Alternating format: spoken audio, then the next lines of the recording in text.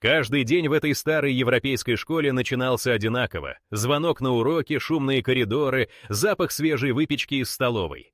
До середины апреля все шло по расписанию, пока бригада рабочих, вооружившись фонарями и перфораторами, не спустилась в подвальное помещение, запланировав заменить старую проводку и укрепить стены. Ожидали увидеть стандартные кирпичные перегородки, ржавые трубы, кучи пыли и следы сырости, но с первого часа работы стало ясно, что-то здесь не так. Рабочий Михаэль, пытаясь снять старую штукатурку с северной стены, заметил, что под слоем раствора кирпичная кладка отличалась по цвету и структуре. На глубине 10 дюймов зубила наткнулись на пустоту. Шумно, с отголоском, будто здание изнутри полое. Натянув маски, чтобы защититься от пыли, они аккуратно отбили несколько кирпичей и, осветив фонарями, обнаружили узкую щель, ведущую во тьму. В нее проникал ледяной сквозняк. Директор вызвал местную коммунальную службу, опасаясь аварии или просадки грунта, но эксперты лишь развели руками, заявив, что таких пустот по чертежам здесь быть не должно. Тогда решили расширить проход и осторожно заглянуть внутрь. Плановый ремонт прекратился, начались совершенно другие работы. Когда старый кирпич полностью убрали, глаза присутствующих расширились от удивления. За стеной открывался темный коридор, уводящий вглубь подземелья. Инженер Жорж первым решился войти, вооружившись мощным фонарем и измерительной лентой. Коридор был выложен из неизвестного материала, гладкие, словно отполированные блоки без следов швов и цемента. Пол ровный, будто бы отполированный веками. Потолок уводил вверх футов на 10, необычно высокий для любого подвала. Ни паутины, ни следов современных коммуникаций, только легкий запах сырости и тишина, прерываемая эхом шагов. Ремонтники и преподаватели, забыв о предупреждениях, один за другим скользили в отверстие, освещая себе путь. На каждом шагу ожидал новый сюрприз. За первым коридором раскрывался перекресток из 3 проходов, каждый ведущий еще глубже. Свет фонарей вытягивал из темноты силуэты дверей, стены украшены странными рельефами, не похожими на ленточные орнаменты или привычную кирпичную кладку. Опасаясь обрушения, в школу вызвали представителей муниципалитета и археологов. К утру следующего дня в подвальном помещении собралась целая комиссия, управляющий округом, местные журналисты, специалисты с металлодетекторами. Через тщательно расширенный вход они с удивлением оценили масштабы находки. Один из чиновников фотографировал на телефон лестницу, уходящую вниз будто бы без конца. Другие изучали каменные выступы, явно обработанные не вручную, а каким-то непонятным способом. Инженеры отметили, что влажность и температура воздуха держатся на одинаковом уровне на каждой глубине. Не было ни резкого запаха плесени, ни намека на обрушение или следы протечек. Казалось, этот подземный комплекс строился по какому-то высчитанному плану и с учетом вентиляции. Тем временем на поверхности ученики и учителя шептались о том, что происходит в подвале. Школу временно закрыли, а главную лестницу перегородили сигнальными лентами. Но слухи не утихали, родители обсуждали находку на родительских собраниях, местные газеты вышли с громкими заголовками. Один из рабочих отважился сделать несколько шагов в самый дальний коридор и чуть не провалился в идеально вырезанный люк, прикрытый тонкой плитой. Под ним обнаружили еще один уровень, уводящий еще глубже. Лестницы, странные ниши и подозрительно ровные стены без единой надписи или даже царапины. Такие детали не встречались ни в одном старинном подвале, привычном для европейских городов. Пока комиссия пыталась решить, как быть дальше, археологи и инженеры уже строили первые планы по картографированию пространства. Все с нетерпением ждали, что найдется за следующим поворотом или под очередной плитой пола. Новость о неожиданном открытии начала разлетаться за пределы города, а нашумевший ремонт навсегда изменил школьную рутину, превратив старую привычную постройку в точку отсчета для совершенно новой загадки. Но самые невероятные детали ждали совсем рядом, за тяжелой безымянной дверью, в самом сердце подземелья. Тех, кто осмелился войти, ожидал зал, который по размерам и наполнению мог соперничать с древними катакомбами. Именно там обнаружили первый загадочный механизм и таинственные надписи, которых никогда не встречали ни на одной известной карте Европы.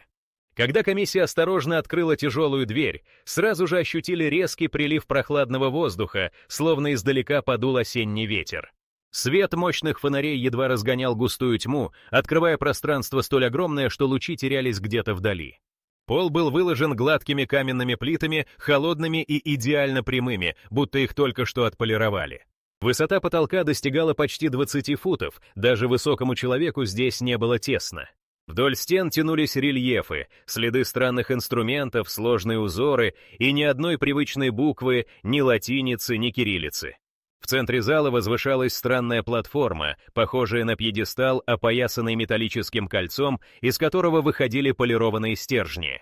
При ближайшем рассмотрении металл не поддавался царапинам. Специалисты пробовали острие ножа, но покрытие оставалось идеальным. От платформы на север и восток отводили еще 2 коридора, а третий вел к массивной арочной двери, полностью сделанной из того же загадочного материала. В нишах по периметру зала находились ящики, покрытые пылью, но такие, как будто их создали недавно. Дерево не потрескалось, металл не проржавел, и только несколько паутинных нитей напоминали о времени. Археолог из местного музея Элен первой осмотрела ящики. Внутри лежали цилиндрические предметы, напоминающие футляры, но покрытые непонятными символами. Некоторые были пустыми, другие тяжелые, будто внутри хранилась плотная смазка или еще что-то неразличимое. На дне одного ящика обнаружили пластину из белого металла с узором по виду напоминающим карту, однако ни одна из отмеченных точек не совпадала ни с одним городом, известным в регионе. На противоположной стене зала под толстым слоем каменной крошки показался фрагмент барельефа. Изображение странной группы людей, одетых не то в робы, не то в комбинезоны. Лица их были стерты временем или намеренно зашлифованы. Тем временем инженеры обследовали коридоры, ведущие из зала. Каждый проход был шириной почти 5 футов, со стенами гладкими, плотными и ни одного трещины или следа ремонта. Через несколько ярдов начинались поворотные лестницы, ступени идеально одинаковые, словно их вырезали станком. На одной из лестниц нашли металлическое кольцо, закрепленное в стене. Оно не вибрировало и не издавало звуков, но стоило к нему прикоснуться, как по всей руке пробегал легкий разряд. По оценке электрика здесь не было привычной проводки, но кто-то явно знал, как направить энергию внутри стен. В восточном крыле обнаружили еще один зал, но уже меньших размеров. Он был заполнен длинными столами, вырезанными из цельного куска камня. На столах сохранились предметы, напоминающие стеклянные пробирки, какие-то зажимы и странные коробочки. Все это не давало ни малейшей подсказки о своей функции. Нигде не было следов современных инструментов, бумаги или чернил. Но самое удивительное, что на одном из столов нашли компактный блок с набором неподвижных рычагов и крутящимся шаром по центру. Когда шар сдвинули с места, он на мгновение засиял синим отсветом и тут же потух. Местные физики часами не могли объяснить, какой принцип лежит в основе механизма. Вдоль стен этого коридора обнаружили серии ниш, каждая глубиной около 2 футов. В некоторых лежали каменные пластины с выдавленными знаками, похожими на письмена, но ни один эксперт не смог их распознать ни с первого взгляда, ни с помощью электронных переводчиков. Пытаясь определить возраст конструкции, специалисты взяли пробы воздуха и микроскопические срезы со стены. Анализ показал ни присутствие современного цемента, ни следов органики, только чистейший кварц и следы редких минералов, которые встречаются только в нескольких районах Европы. В самом южном коридоре группа застряла у странной двери, гладкая, без замка, но с выемкой, явно под какой-то предмет-ключ. Инженеры попытались открыть ее с помощью инструмента, но металл даже не поцарапался. Было ощущение, что кто-то специально сделал этот путь односторонним. Когда комиссия вернулась в главный зал, взгляд всех застыл на стене. В самом центре проступила странная надпись, словно выгравированная светом. Надпись исчезла через несколько секунд после того, как фонарь замедлил свой луч. Это был первый раз, когда кто-то зафиксировал текст, который нельзя было увидеть без яркого света и только под определенным углом. Журналисты и чиновники с замиранием сердца обсуждали происходящее, а фотоаппараты фиксировали каждый дюйм уникальных находок. Слухи о находке быстро добрались до университетов, и уже к вечеру в школу съехались лингвисты и криптографы, надеясь разгадать загадку странных надписей. Никто не мог объяснить, кто, когда и зачем создал такой огромный подземный комплекс с инженерными решениями, которых не встретить даже в современных постройках. Но ответ на этот вопрос мог скрываться в загадочных словах, которые на мгновение вспыхивали на древних стенах. Уже на следующий день после появления первых фотографий с загадочными надписями в школу приехала комиссия специалистов по древним и забытым языкам. Среди них была профессор лингвистики из Базеля Анника Клайн и молодой криптограф Феликс Моран из университетской лаборатории цифровых текстов. Их сразу повели к стене, на которой накануне вспыхивал странный текст. Ученые в спешке устанавливают прожекторы, регулируя угол света, чтобы вновь заставить появиться неуловимые светящиеся символы. Коллеги фиксируют каждый момент на видео и делают десятки фотографий, лихорадочно меняя яркость и положение ламп. Через несколько минут тонкие линии будто проступают снова, текст появляется чуть выше глаз, ряды знаков напоминают одновременно клинопись и нечто незнакомое. Анника берет увеличительное стекло, осматривая символы. Ни один алфавит, известный европейским языкам, не похож ни по форме, ни по структуре предложений. Линии и завитки словно отпечатаны не резцом, а узкой полоской света и исчезают, если сместить прожектор на дюйм в сторону. Феликс тут же запускает программу анализа. Он снимает спектр отраженного света, отмечая, что часть букв мерцает в ультрафиолете, другие видны только в инфракрасном диапазоне. Появляется гипотеза: этот шрифт создан так, чтобы его нельзя было прочитать обычным способом без особого источника. К вечеру ученые добиваются, чтобы часть строки оставалась видимой дольше обычного. Они смешивают свет от 3 ламп, добавляя фильтры, пока текст не прилипает к стене почти на минуту. Анника находит повторяющиеся группы символов, явно составляющие слова, похожие на артикли или союзы. Следом Феликс замечает, что структура предложений не европейская, это не латиница, не кириллица, не греческие и не древние германские руны. В расшифровке участвуют уже 3 человека, лингвисты из Кракова и Вены, приглашенные по видеосвязи. Они сравнивают снимки с базами исчезнувших алфавитов, но совпадений нет. Финское письмо, шумерская клинопись, даже приписьменные знаки из пещер Франции — все напрасно. Поздно вечером удается зафиксировать фрагмент надписи целиком. 6 строк, каждая около 8 футов, выстроенных параллельно по центру стены. Над первой линией четко выделяется символ, напоминающий изогнутую спираль, а по краям — точечный орнамент. По словам Анники, такой стиль характерен только для символических языков, идущих не по звуковому, а по смысловому принципу. Ни в одной европейской традиции не было ортографии, где знаки меняли бы значение в зависимости от освещения. Рабочие с помощью сканера делают трехмерную копию барельефа, чтобы можно было анализировать его виртуально. Феликс просит добавить к исследованиям химиков. Материал, в который нанесены знаки, напоминает сплав серебра и еще не установленного минерала. Поверхность слегка шероховатая, но текст невозможно царапнуть даже стальным инструментом. Специалисты проводят спектроскопию, в составе обнаруживают следы итрия и гафния, редких для Европы металлов, обычно такие материалы используют только в радиоэлектронике. Пока криптографы бьются над структурой алфавита, археологи обследуют другие стены зала и коридоров. В некоторых местах под слой штукатурки удается найти еще не менее 2 десятков коротких надписей. Самая длинная обнаружилась в углу рядом с металлической платформой. Неоновый отблеск букв исчезает, если кто-то приложит руку к стене. Словно человеческое тепло влияет на невидимую чернильную краску. К утру становится ясно, язык, найденный под школой, не только неизвестен мировой науке, но и создан с расчетом на сокрытие. Его можно увидеть только при определенных условиях — смешении света, угле зрения и даже температуре. Первая попытка перевода основывается на частоте повторения знаков. Феликс замечает необычную закономерность. Некоторые фрагменты повторяются в зеркальном отображении, что наводит на мысль о псевдокоде или зашифрованной инструкции. Инженеры в это время замечают еще одну особенность. Надписи встречаются только вблизи площадок с механизмами или необычными камерами, будто они играют роль предупреждения. Наиболее активные зоны возле платформы и у левой стены, где накануне нашли кольцо с легким электрическим разрядом. Первый рабочий перевод появляется случайно. Студент-ассистент Кристиан, играя с фильтрами, замечает, что один текст состоит из чередования спиральных и угловатых знаков, что напоминает староперсидские числа. Вносит их в программу и получает числовую последовательность. Если считать ее датой, то она не совпадает ни с одной известной эпохой, но странным образом образует географические координаты. Кросс-проверка показывает, точка находится не в Европе, а в пустыне Северной Африки, в десятках миль от ближайшего поселения.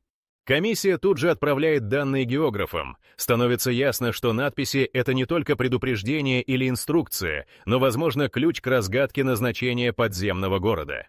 Пока ученые работают над расшифровкой, кто-то замечает на противоположной стене еще одну гравировку, едва заметный силуэт схемы, в которой угадываются странные контуры, зигзаги, круги и линии, пересекающиеся под прямым углом.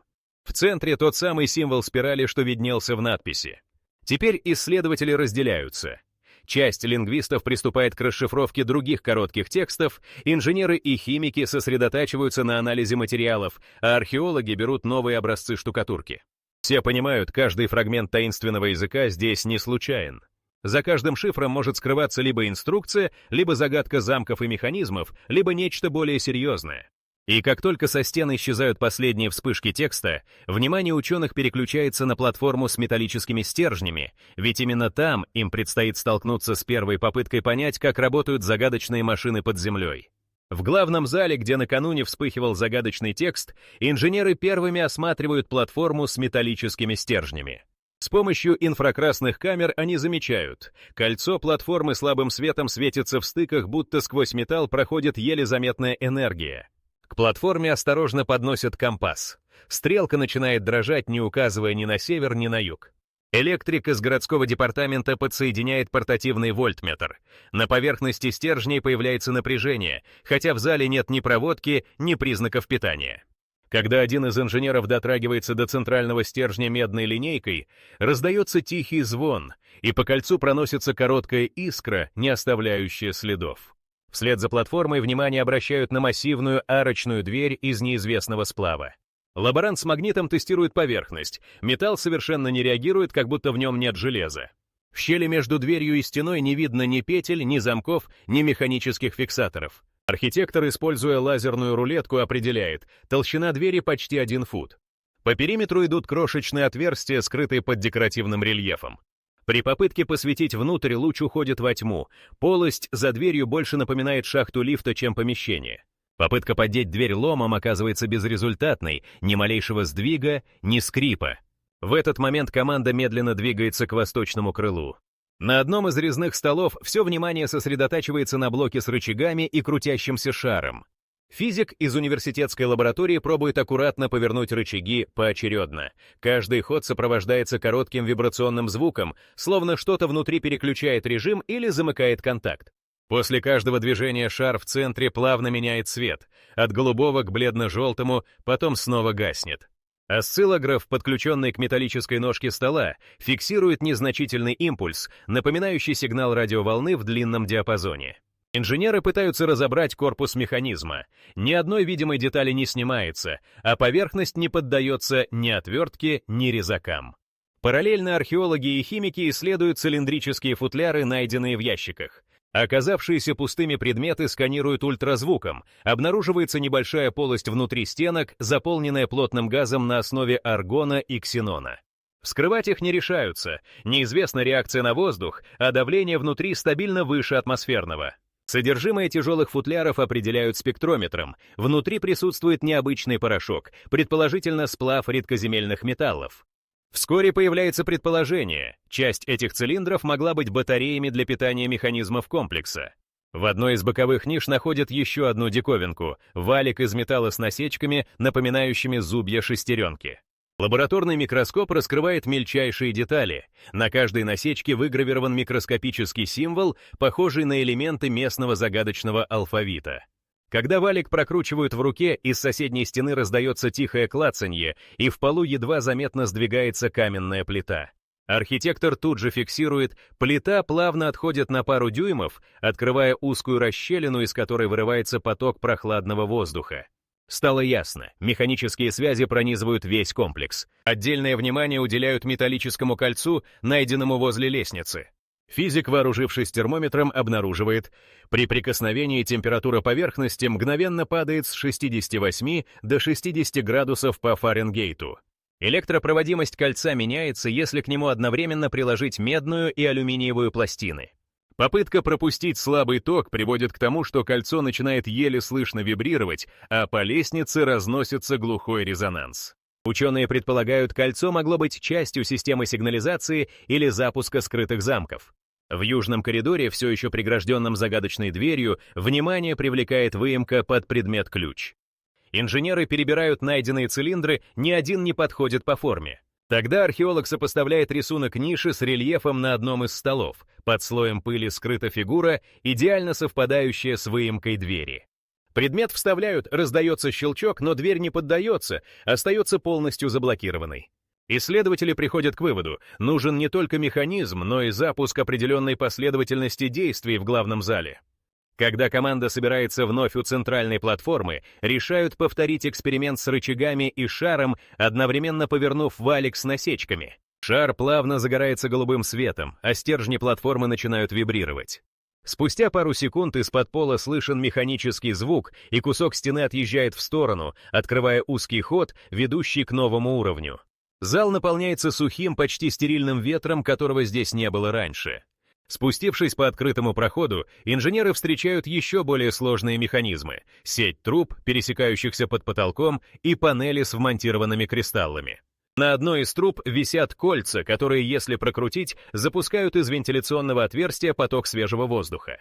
Внутри панели кристаллы слегка светятся, а при касании руки выдают короткий импульс света в разные стороны, как будто реагируют на биоток человека. Чем глубже исследователи продвигаются, тем отчетливее видно, что каждый механизм связан с другим. Платформы запускают вентиляцию, рычаги разблокируют проходы, кристаллы обеспечивают подсветку. Все устройства собраны без единого гвоздя, современного болта или кабеля. Технология совершенно неизвестная ни одной европейской цивилизации. По мере продвижения команда все чаще сталкивается с элементами, напоминающими современные инженерные системы, но их назначение до сих пор остается загадкой. Открыто лишь одно — подземный город скрывает инженерные решения, которым не находится аналогов даже в новейших строениях. И каждая новая находка требует новых специалистов, ведь за следующим поворотом может скрываться уже не просто механизм, а целая система, способная изменить представление об истории и возможностях древних технологий. Пока инженеры и ученые продолжали разбирать механизмы, муниципальные чиновники и историки начали бить тревогу. Ни один архив, ни городская библиотека, ни районный кадастр не имели сведений о каком-либо подземном сооружении в этом районе. Представители городского архива подняли десятки папок с планами строительства, датированных концом XVIII, XIX и началом XX веков. Ни на одной карте не было даже намека на какие-либо пустоты под фундаментом школы. Черно-белые фотографии с первого дня строительства здания запечатлели ровную площадку и обычные кирпичные стены, точно соответствующие основной застройке европейских городов той эпохи. Из областного музея прибыли два ведущих историка, каждый с собственной подборкой топографических карт, начиная с периода наполеоновских войн до современных спутниковых снимков. Они совместно с инженерами наложили старые планы на новые.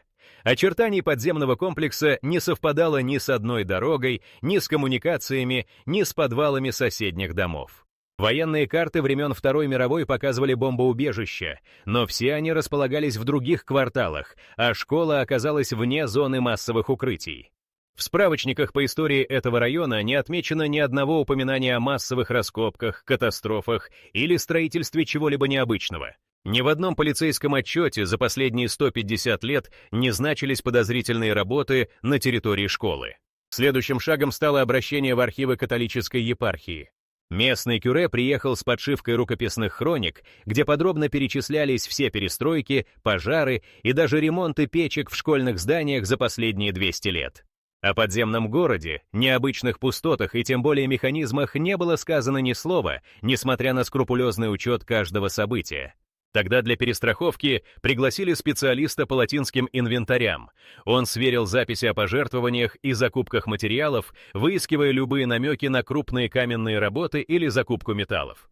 Итог — никаких следов масштабных траншей, закупок необычных блоков или инструментов. Параллельно археологи связались с Венским архивом геологических изысканий. Еще в середине XIX века здесь проводилась съемка почвы перед строительством школ и больниц. Экспертиза показала, грунт под школой всегда считался монолитным, без пустот и старых выработок. Результаты бурения столетней давности совпадали с нынешними исследованиями верхних слоев. Никаких аномалий до глубины 15 футов. А вот дальше приборы, установленные прямо в подземном городе, показывали, толща породы словно прорезана пустотами и каналами, которых нет на геологических разрезах. Из соседнего города прибыли независимые картографы с аэрофотосъемкой первой половины XX века и цифровыми картами последних лет. Они провели лазерное сканирование поверхности, чтобы найти малейшие следы осадков или проседаний почвы, и снова ноль.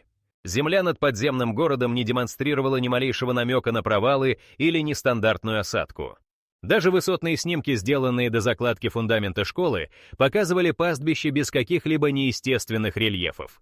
Историки перешли к местным преданиям, расспросили долгожителей, бывших учителей и старых жителей окрестностей. Каждый пересказывал одни и те же истории. Школа строилась на привычном месте. Раньше здесь были фермы, небольшие виноградники, а еще раньше просто пашня и дорога на соседнюю деревню. Ни один из собеседников не вспоминал ни о странностях в земле, ни о слухах про катакомбы.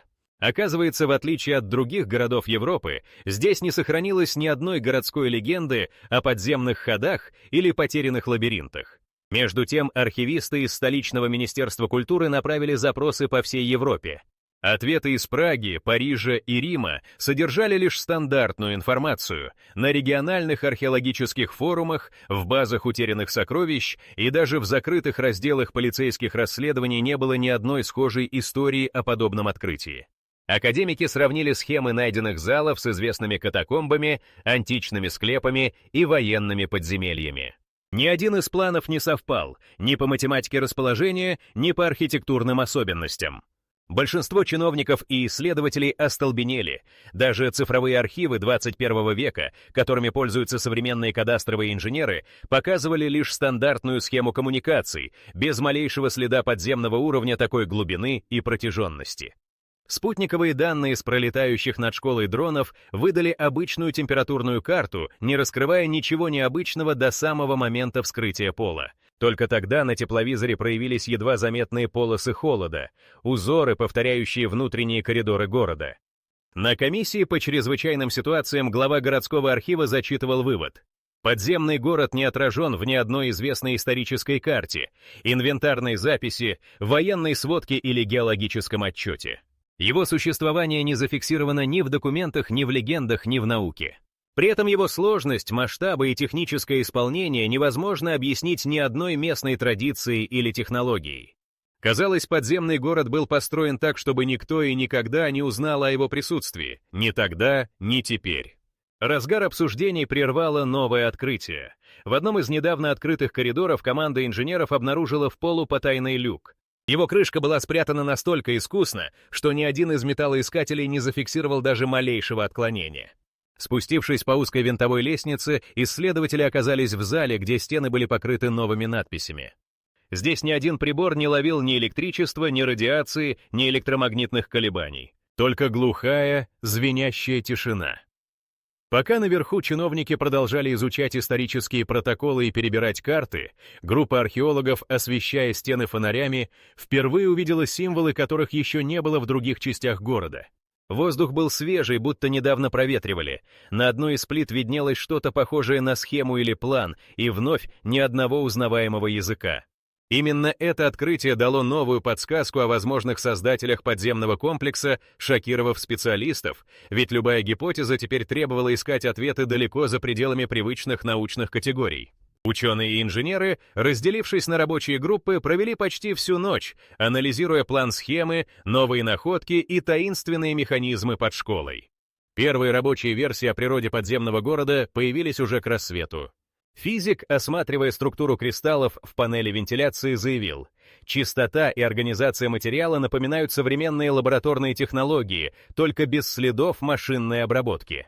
Лингвисты вновь зафиксировали необычный символ — двойную спираль, повторяющуюся на каждом третьем блоке стен, и впервые предположили, что подземный город мог быть построен культом или обществом, использующим особую форму шифрования не только в языке, но и в архитектуре. Когда группа вернулась в новый зал под тайным люком, внимание привлекла цепочка символов, обнаруженных на самом полу. При отражении луча ультрафиолетового света буквы на мгновение становились объемными, словно выдавливали их изнутри. Химики зафиксировали на поверхности следы органического материала, в составе которого оказался пигмент со следами платины и редкоземельных элементов. Такой состав мог быть получен только в замкнутых лабораторных условиях.